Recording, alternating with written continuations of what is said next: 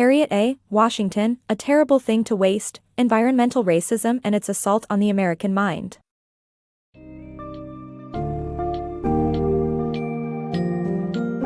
In Harriet A. Washington's groundbreaking book, A Terrible Thing to Waste, Environmental Racism and Its Assault on the American Mind, she sheds light on how environmental factors, such as air pollution, toxic metals, and infectious diseases, have detrimental effects on early brain development in children. The book answers crucial questions about why communities of color suffer from behavioral difficulties, learning disabilities, and decreased IQ as a consequence of long-standing exposure to these environmental hazards. Washington exposes a deep-rooted, racially biased history and corporate greed in the United States, with the intention of empowering readers to make a change.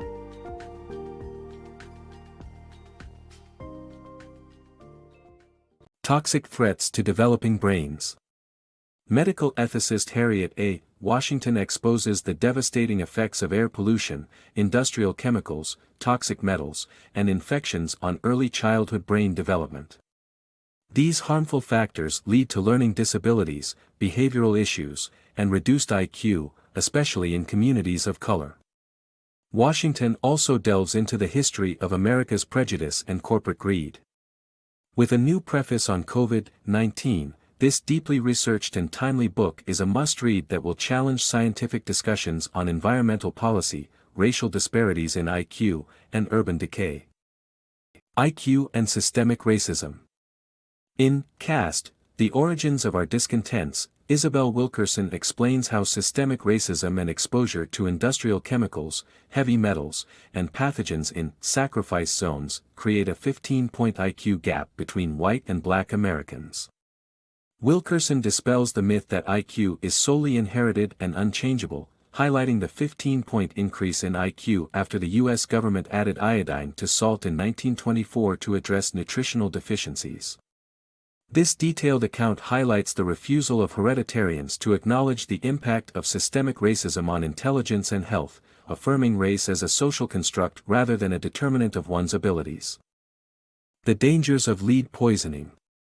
In The Poison City, author Anna Clark reveals that lead poisoning is a severe issue in Baltimore, with 37,500 mostly African American children affected between 2003 and 2015.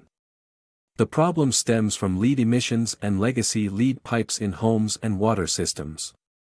Not only does lead poisoning cause illness and slow growth in children, but it can also lead to learning disabilities, mental retardation, reproductive problems, anemia, and kidney and heart disease. Shockingly, even low levels of lead are unsafe, costing the U.S. millions of IQ points annually. Environmental racism. The book reports on environmental racism, which shows how race plays a more significant role than socioeconomic status in determining where hazardous facilities and waste dumps are located. The author provides examples from Flint, Michigan, and Louisiana, where poor and predominantly black communities have suffered from environmental pollution.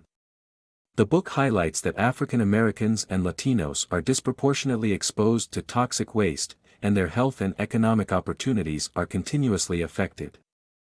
The author also explains that the U.S. safety tests only a small fraction of industrial chemicals currently in use, exposing citizens to dangerous chemicals like neurotoxins, pesticides, and flame-retardant chemicals. As a result, even small exposures can cause behavioral and intellectual damage. Environmental racism urges readers to take action to address this issue, knowing that environment quality is a right, not a privilege. Hazards in baby food. In her book, Washington warns that baby food is the primary source of arsenic and lead exposure for all American babies, not just African American and Hispanic children who are already vulnerable to toxins in soil and dust. Due to their higher relative body surface, babies absorb more toxins, increasing the risk to their health. Washington also sheds light on how environmental hazards in poor neighborhoods affect birth outcomes and lower IQ scores. She concludes by emphasizing the need for collective action to pressure the government to prioritize environmental safety. Race, pollution, and injustice. In Caste, The Origins of Our Discontents, Isabel Wilkerson draws comparisons between the United States' treatment of black people and India's caste system. Harriet A. Washington, in A Terrible Thing to Waste, seeks to address the issue of environmental racism and its impact on the black community. She provides a detailed analysis of how petrochemical, medical, and industrial waste products have subjected America's poor to conditions that almost guarantee they will make up a permanent underclass. Washington writes with impassioned, informed heartbreak, and offers this material with grace and an accessible voice that explains even the most arcane aspects of pollutants and disease.